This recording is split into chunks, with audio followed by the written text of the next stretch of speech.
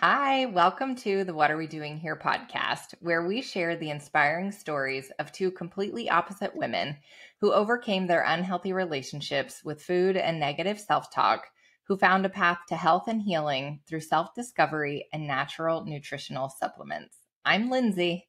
And I'm Brittany, and today we're going to discuss some different types of body image issues, some comments that may have been made, body shaming, things like that. But first, we're going to talk about all the different parts that make up our body image.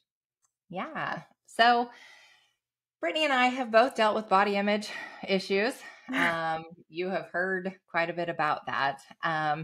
And what we really wanted to do is kind of deep dive into what makes up our body image, where ours came from, where yours might have stemmed from, if you have had some negative issues around your body image. So, what is body image? It is a combination of the thoughts, feelings that you have about your body. Body image is influenced by both internal and external factors. And so, one of the first things is the perceptual portion of body image, and that is just how we see ourselves. So, I don't know about you, but for a long time, I have had a severe type of how I see myself, body dysmorphia. Yes, So absolutely. when I look in the mirror, it doesn't matter when I was 113 pounds at 5'11", I still thought I was fat. I could pull up some skin.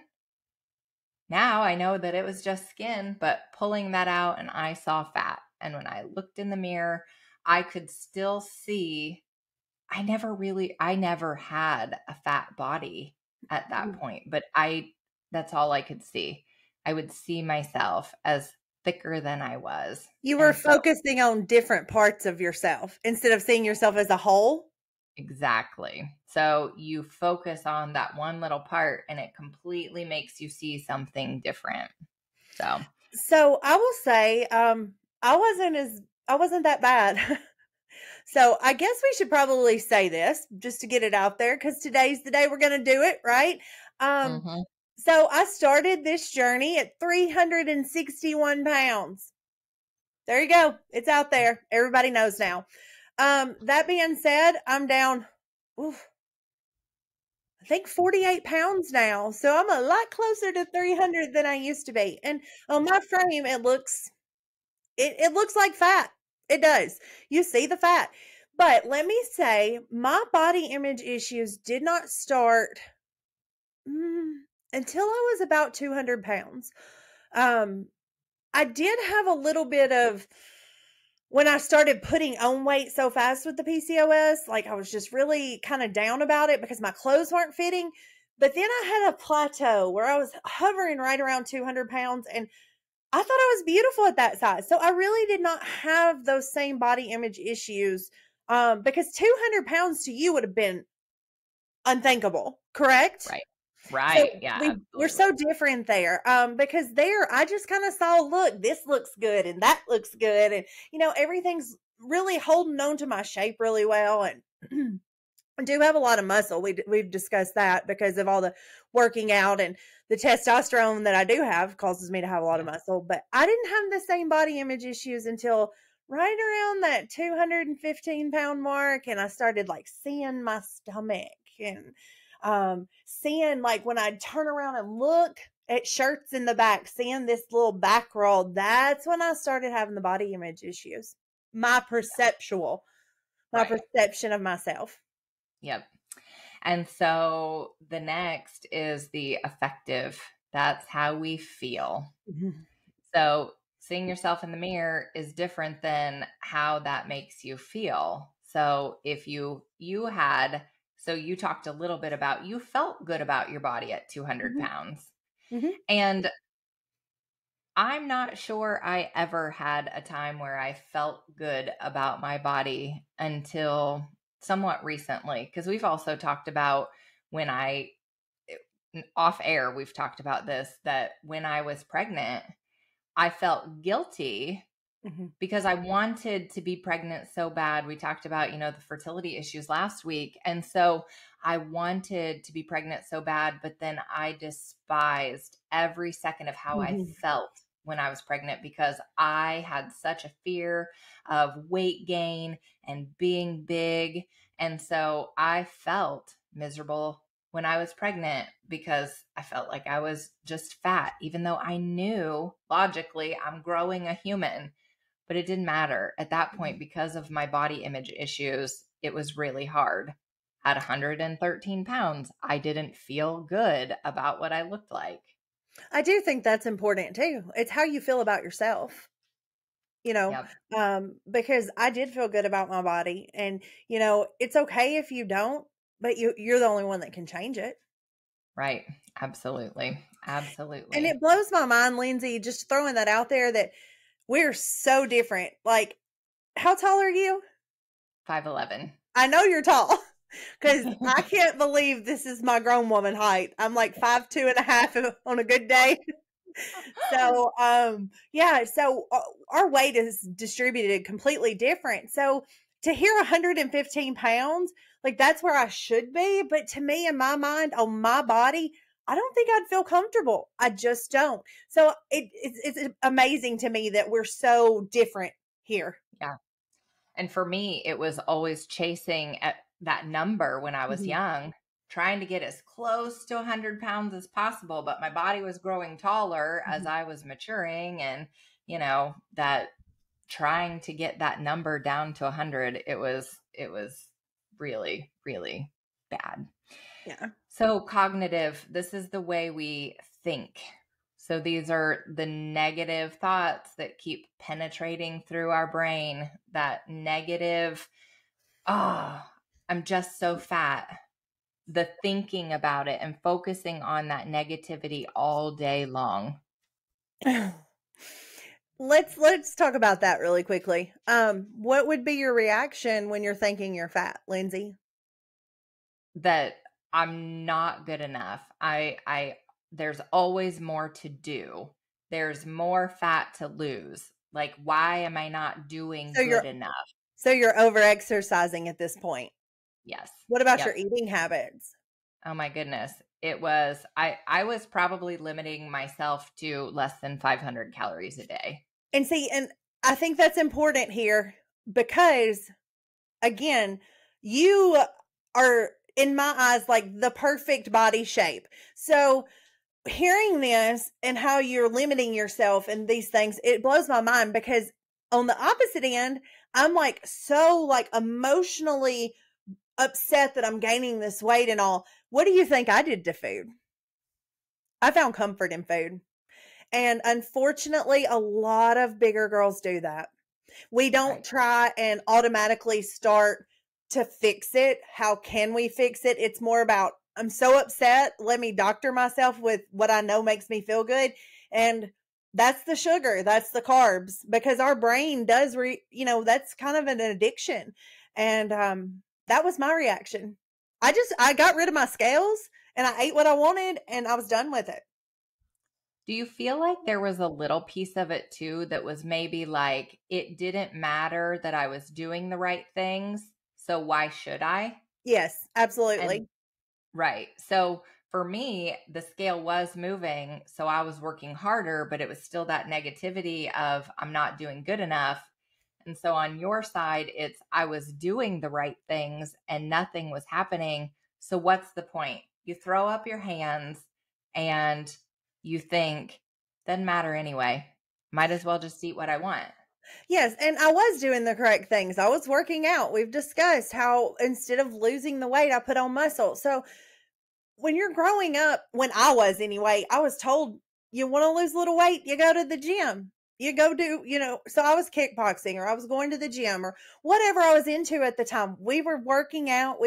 I felt healthy, but again, my perception and the thoughts, the cognitive part of it, I was just over trying to accomplish something that seemed like I would never accomplish it because I was working out more. Instead of the scale going down, it was going up. Yeah. Yeah. And that's so frustrating. Those Very. thoughts just keep spiraling into that negativity because you feel like, what's the use? So Right. the other piece of body image is behavioral. So Mm. what do these, how we see ourselves, how we feel, and how we think about ourselves, how does that change our behavior? And we touched on it a little bit here, So your behavior was kind of spiraling down, continuing to eat the things that were unhealthy. Do you feel like that's, there were any other big Oh yeah. behaviors that happened for you? So, this is a whole other podcast, but I started self-limiting. I wouldn't go out. I wouldn't go shopping because I didn't want to see my body. Um, I quit traveling, which was a big thing for me because I didn't want to have to ask for an extension for my seatbelt. I quit going to the theme park. It's my favorite thing to do because I was scared I wouldn't be able to fit in. Now, do I know I couldn't? No, but I was scared. I was limiting myself because of my fears. So I was altering my behavior because of my fear and my weight in a Yeah. lot of different ways. Didn't mean to get emotional. That's okay. But that's one of those big things is that you start, isolating Mhm. and secluding yourself from things that you used to love to do. And it just continues to feed the negative thoughts. Yes. And until you can get out of one of those cycles, it's so hard to just stay in that negative frame. Right. So for me, the behaviors were obvious: the over exercising, the calorie restrictions. But for me too, a little bit of, and I wouldn't call it isolation, but more than prioritizing, like it was an obsession to make Mhm. sure that I went to the gym. Even when my kids were born and I was back in school getting my master's degree, it didn't matter how much sleep I had had. It didn't matter if it was I'd only been in bed for 3 hours. I was getting up and I was going to the gym and I was getting in a workout 7 days a week before I went and worked 12 hours, before I went and did my schoolwork, before anything. So the exercise trumped anything Mhm. Yeah. in my life. And again, some of that guilt that came from knowing I wanted these babies so bad. I wanted to have this life, but the thoughts, the feelings, they just drove that behavior that was Mhm. so obsessive, and taking time away from my family and taking time away from things that I could do with them, because I would come home and I would be so exhausted from getting up at 3 o'clock in the morning to go to the gym to make sure that I got that workout in. And then I was worth nothing to them at the end of the night because I was ready to go to bed so that I could get up and do it again. I got to go to bed because I have to get up and go to the gym. Well, and then I feel like you're hitting on something else there because you're saying you have that guilt. Um, but that guilt also causes us to spiral in our own way. And yours is to work out more. Mine would be to self isolate and not work out and eat more. So, it becomes a cycle as you spoke about earlier. Yep. Yeah. Yeah, it's really crazy. Some of that chasing the perfect body for me, how just not being able to see myself as good enough Mm. and what it drove me to. And this is when I debated whether I was going to talk about this. And you're getting real vulnerable, so I am too. I mean, for me, it I'm even proud drove of you, me, by the way. I'm very proud thank of you. you, drove me to plastic surgery, right? I now had restricted, lost, and gained so much weight that I ended up having breast augmentation. And it is fine. It is fine for people to do that when they're in the right mindset. I was not. I absolutely was not. And I did it for the wrong reasons, Mhm. chasing a body that I felt like that was having surgery was the only way because I've been working out, I've been doing all of these things. And the Mhm. only way that I was going to get to where I had this body that I loved and I could be proud of is to have surgery. So I have surgery. So let's talk about bodybuilding now because this fed into my body image issues. So again, bodybuilding as a whole, bikini competitions, it's incredible. It's an incredible sport. It's one of the hardest sports out there. I can tell you, I have so much admiration for the men and women who do it as a career and as a lifestyle, but I went into it for the wrong reasons. I had two goals. I wanted to be able to check it off my bucket list that I am a strong enough person to do it because I'm very goal driven. I see a goal, I want to hit it. But the second was what better way than to build this body that I admire of these men and women who get on stage with the muscles and they look incredible. Well, that's what I was going to do.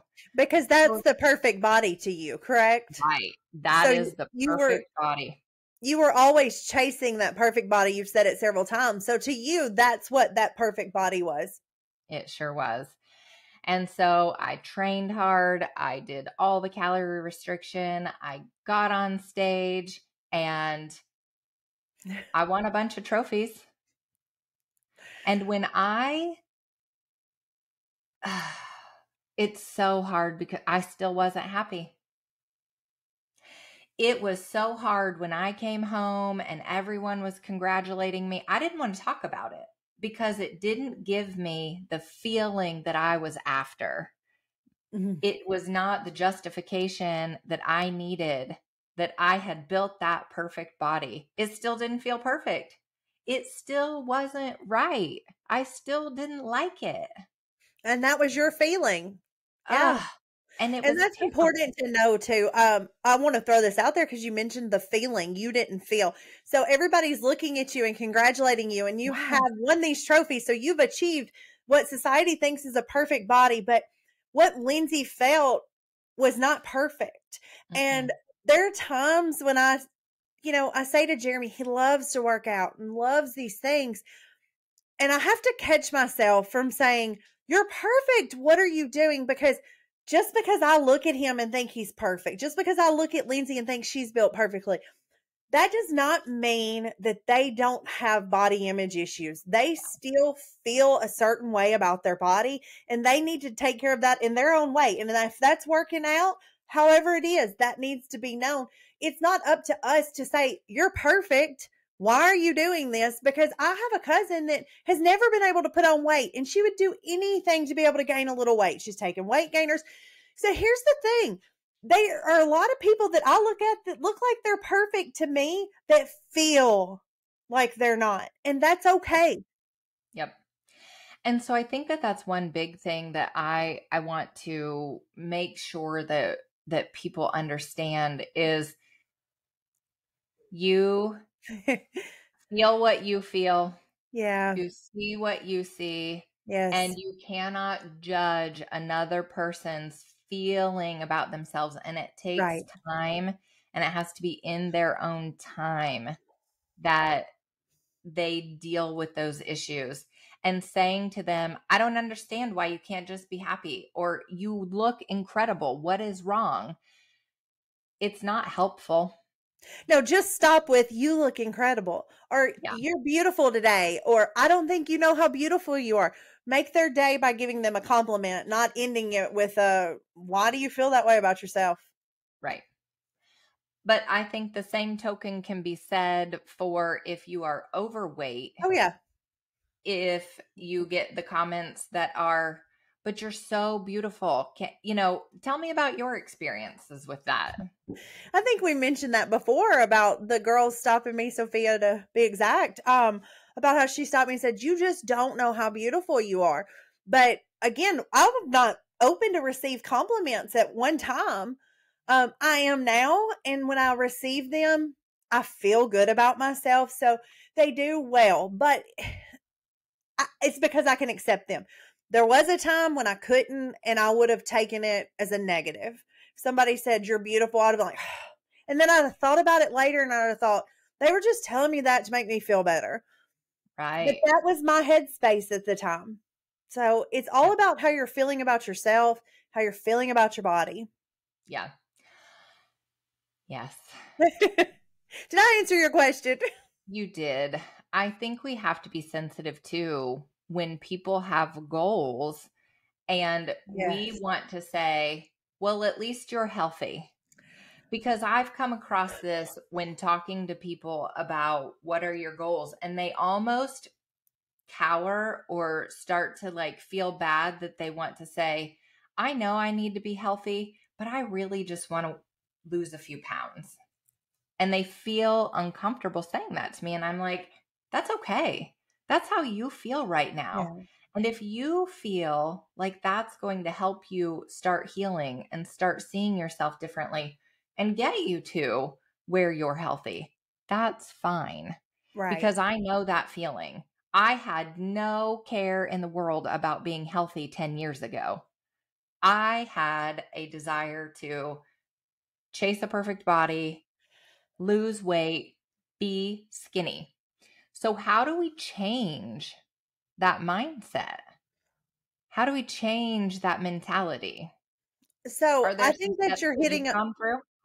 think that you're hitting on something important there. I know you had shared it with a group a while back, but skinny is not healthy. Not always. Are there healthy skinny people? Yes. But you can't look at a skinny person and know they're healthy. Just like you can't look at me and know that I'm not healthy. Because the fact of the matter is, I told you it was kind of funny. I have a good relationship with my doctor. We discussed that earlier in a podcast last week. But she told me after looking at my blood work and doing all the tests, everything was good. She's like, "You're the healthiest fat person I have ever met." And she's comfortable saying these things to me because I receive it well. But people look at me and automatically think that I'm unhealthy, and that's not the truth.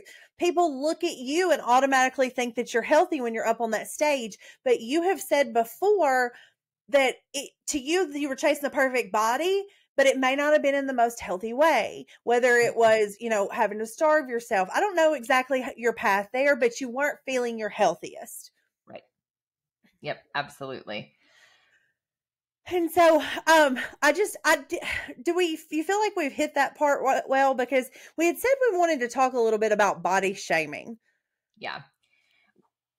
We can either talk about body shaming first, or I wanted to talk just a tiny bit about how I overcame the Yeah, go issues. ahead. Go ahead. Talk So about it. Yes. let's do that quickly because for me, it really has been it's been 5 years of self healing with Mm. this journey. And there are still days that I struggle. I was at the beach this weekend and my husband, he's like, "Man, you look really great in that new bathing suit." And, I was like, "Thanks, but you just have to say that." And I know, right? Like there are still days that I struggle with it.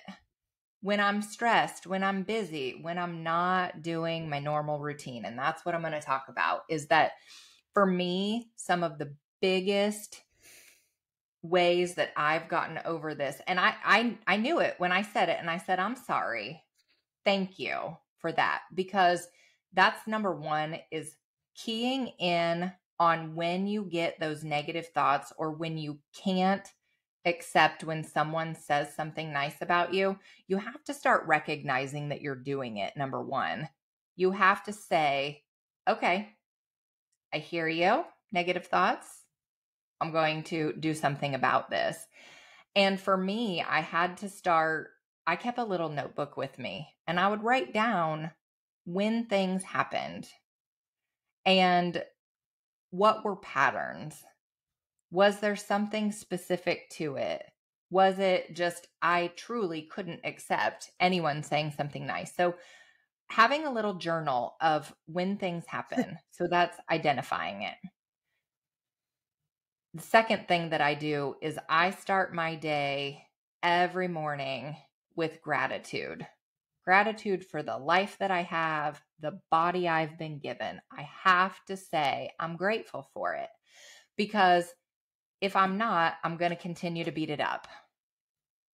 And so being grateful, and it doesn't matter if you're saying that you're grateful for your body, but just switching your mindset to a mindset of gratitude in general, you really start to see things. You just start to see things differently. Mm-hmm. The other one that was big for me is taking those negatives, and I would either write them on a piece of paper and scratch them out, like make it go away where I couldn't see it, or you can burn them too. Yeah. I just wasn't, but you have to take those negative thoughts, completely get rid of them. Do something that is you can see. So you're thinking it. You can see that you're making that thought go away.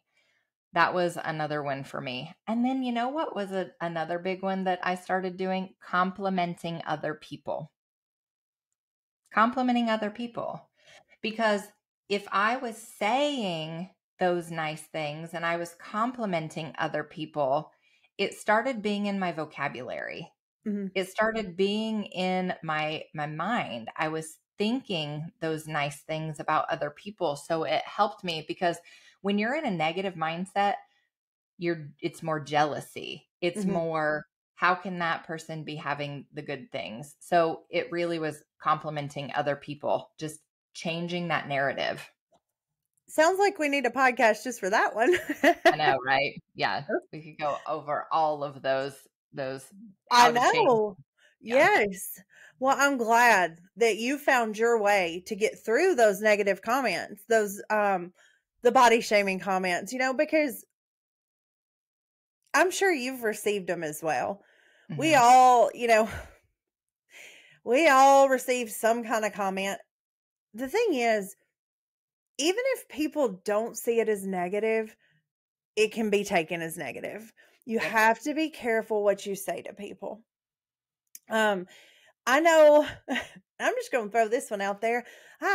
We've discussed that I have a small business, and we had traveled out of town, and I had packed a dress, and a woman walked up to me and she said, "You're sure letting them all hang out today, aren't you?" I'm sorry. What? Like, okay. I'm sorry that I'm offending you. I'm not sure. And so I just kind of stood there, and Jeremy kind of looked at me, because I'm not one to stop. And we can go into the whole clothing issue another day. We can talk about it today, but I'll tell you, we have that woman has, in 2 years now, when I tried on clothes for Destin, I had to send pictures to Allison, because I was terrified they were too low cut. The fact of the matter is, I have larger breasts, and that's okay. That woman had no idea what she was saying to me. She later come back and said, "I see I've hurt your feelings." I said, "Yes, ma'am." I said, "I'm out of town, and normally I wear a camisole under this." I said, "And I didn't have it. And I didn't have another choice of clothing today. So what you said to me took me back to some horrible comments that were said to me when I was gaining weight. And I've been replaying it since you walked away. And still, 2 years later, I'm like self-conscious about what I wear because of one woman's comments. And she may have meant it in a fun, playful way, but because of our body image, and how we perceive ourselves, we take it differently. Yes. So, I think it's important that people know that everybody's body is different. Everybody struggles with some form of body image.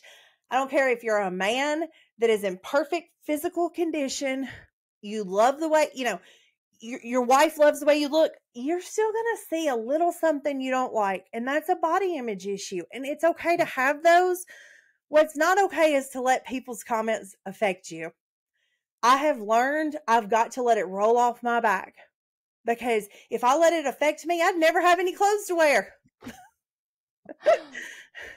Yeah, I think too, though, reminding people that sometimes not sometimes, keep those opinions to yourself. You can think it, but you don't have to share it. You don't have to say it out loud. Exactly. She had no idea that I had left my camisole at home. Right. And here's the thing. It wasn't even like you could see a lot. Like, I'm not going to, you know me, I'm conservative. I taught school. I'm not going to show a bunch. So it's not like they were just like, whoa, you know, Yep. it is. Keep it to yourself. Yep. Keep it to yourself. Don't talk about somebody's body. It's their body, not yours. So I had a similar kind of issue. It was even after I had surgery, I do not wear shirts with cleavage because that was not, I just don't. I had started a new job in an office, and the first day I walked in, I had a nice shirt on, but it was full coverage. It was a little tighter, but it wasn't anything crazy. A pair of just black dress pants. And I walk in to go put my lunch away, and there are about 8 women sitting around a lunch table. And I walk in to take my lunch in, and one of the women says, "Well, look at you, big boobs and little waist." And I was like, "Hi, I'm Lindsay. I'm new." Ooh, my blood's boiling already, Lindsay. So the lunchroom was back here, and then there were some office cubicles. She hollers for another girl to come in. She says, "Hey, come in here." She looks back and forth from me to the other girl, and she says, "Yep, I think she's got you beat." And I was like, "I'm not here to compete with anybody." Basically saying that my breasts were bigger. And I said, "Well, I'm going to put my lunch up and go get to work." I was appalled. And, after that, because that was shortly after I had had surgery, I would say maybe 6 weeks, and I had started that job. So I wear a lot of t-shirts now. You could look through my closet. I have very few shirts that are not just t-shirts and shorts.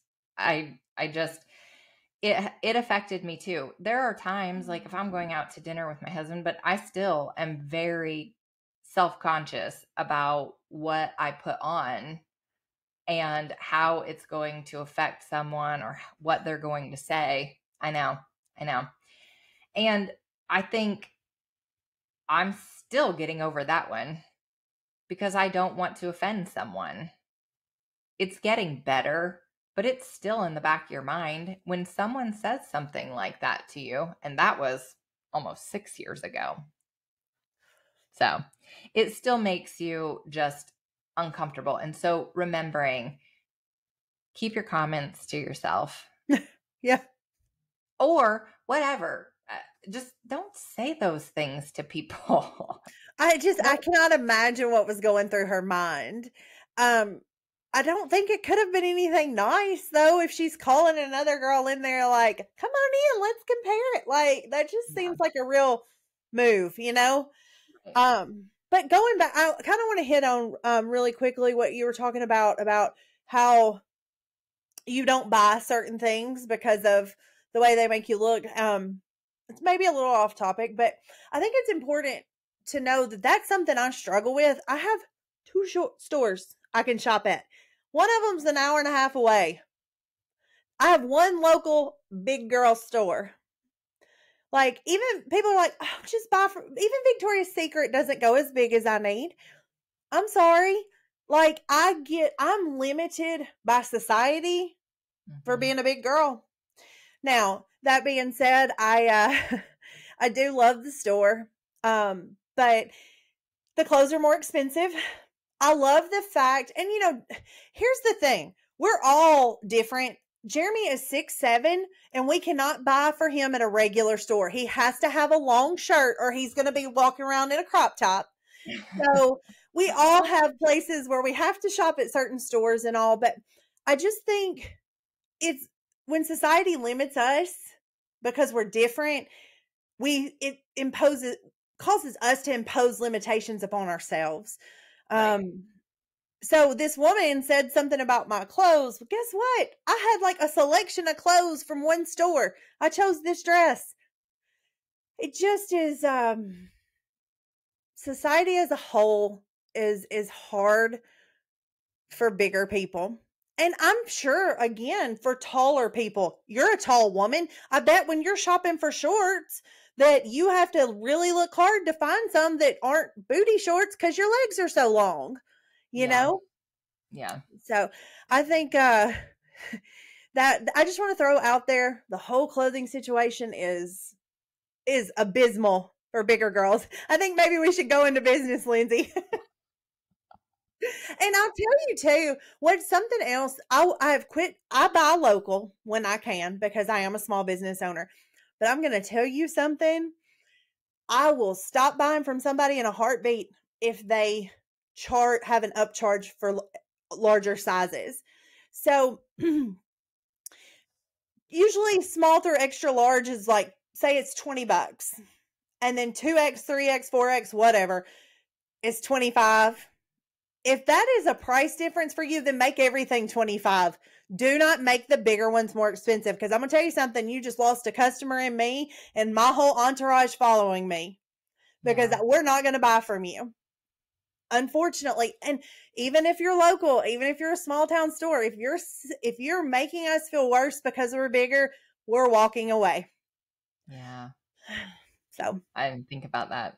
Yeah. Well, I will say I just had to call my girl. She's making me some shirts, some company shirts actually. Because I like the really long oversized shirts for over swimsuits and whatnot. And I had to call her, and I went down a shirt size again. Yay! So I'm super excited about that. But I'll be shopping with all the skinny people soon.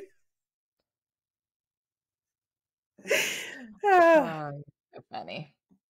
Well, I think we hit on some heavy stuff. Yeah, we went a little long. We did. So let's do some quick fun stuff before we wrap up. Yeah, let's do that. Oh, and you know what's even better? I did Southern clothing today. Okay. And then we just talked about clothes. That's crazy. Okay. So I didn't want to be like super easy and give you something that you would know. Okay. Unlike you were like, I'm going to try to give her something she knows. Nope. I want to stump you. So, my first one is, if someone says to you, someone's coming with a hole in their britches, what's occurring? First off, what are britches? Do you know? Pants. I figured you knew that one. So if someone's coming with a hole in their britches, what's happening? I'm going to go off because at first it's like, oh, they have a hole in the knee of their pants, but maybe they're like losing money. No. Hey, that's a good answer though. Yeah, like money's falling out their pocket. No. Hole in their britches. No, I don't know. Okay. Your nose is itching. That face. So if I said, I'll explain. I don't get it. So the typical saying, I'll be like, oh, my nose itches, Jeremy or Mom. And she'll be like, oh, somebody's coming with a hole in their britches. So we're expecting company that day. So if your nose itches a lot, you're expecting company. Yeah. Okay. So if someone's coming with a hole in their britches, you're expecting company, but that is only said if your nose is itching? Yes, your nose is itching. Somebody's coming with, see, I know, it sounds crazy when I say it out loud to you. Okay. All right. You ready for another one? Yes. I'm going to save the easiest for last. Here's the next one. What does it mean if my socks are rolling up and down?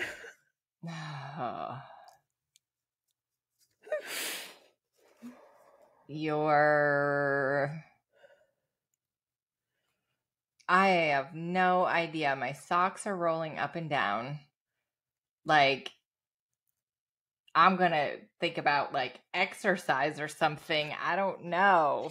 You know, we're not literal in the South. Okay. See, and this is so hard for me because you should ask my family. I don't do well with like sarcasm. And so jokes and things are sometimes hard for me anyway. Yes. All right. Help. Okay, so something that's parallel with it means the same thing as slap your mama. Well, slap your mama. People are screaming at you. They know what it means, Lindsey. I'm Okay. going to slap my mama? I don't know. That means the food is really good. My socks are rolling up and down means the food is really good. So like you're at dinner with someone and you say, well, my socks are rolling up and down. Boy, this food is so good. My socks are rolling up and down. Or, oh, that food is so good, makes you want to slap your mama. I don't think that I'll ever use that. No, probably not. But now you'll know when I like reach over and do like this. Yeah. Okay. Last one. This one's easy. I think you're going to get it. I got it. If it's snowing, what do you need your toboggan for? To keep your head warm. Yes! I'm so proud of you. Jeremy was like, he could not believe. He's like, that's a beanie. A beanie. A toboggan is something you use to sled. Yes. I didn't know that. Yeah. So I only know because Will, my son, and I call it a toboggan.